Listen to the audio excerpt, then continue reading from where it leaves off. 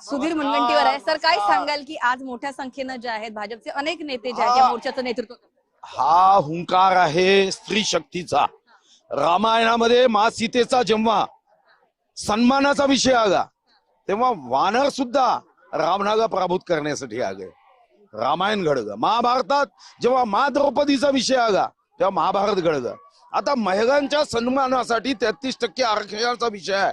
काँग्रेसचा निपात होईल. आज 21 राज्यात भाजप आणि एनडीए सरकार आहे.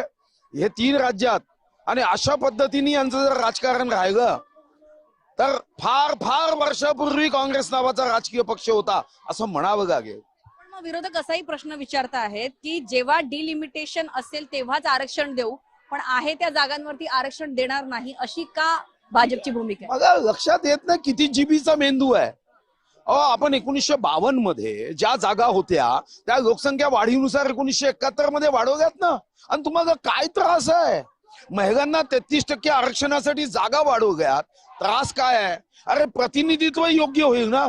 साधं एखाद्या विभागामध्ये जर त्या विभागाचा कारभार वाढला तर आपण त्या कारभार वाढल्यानंतर त्या ठिकाणी आपण अधिकाराचा आकृतीबंध वाढवतो की नाही? की आपण अजूनही आपल्या महाराष्ट्रात लोकसंख्या 1952 मध्ये जी होती त्यानुसार अधिकारी ठेवतो. तसंच प्रतिनिधींचं आहे की जास्त प्रतिनिधी असेल तर त्या क्षेत्रातल्या त्या जनतेला न्याय देण्यासाठी जर आरक्षण आलं त्याच्यामध्ये काय बिघडलं?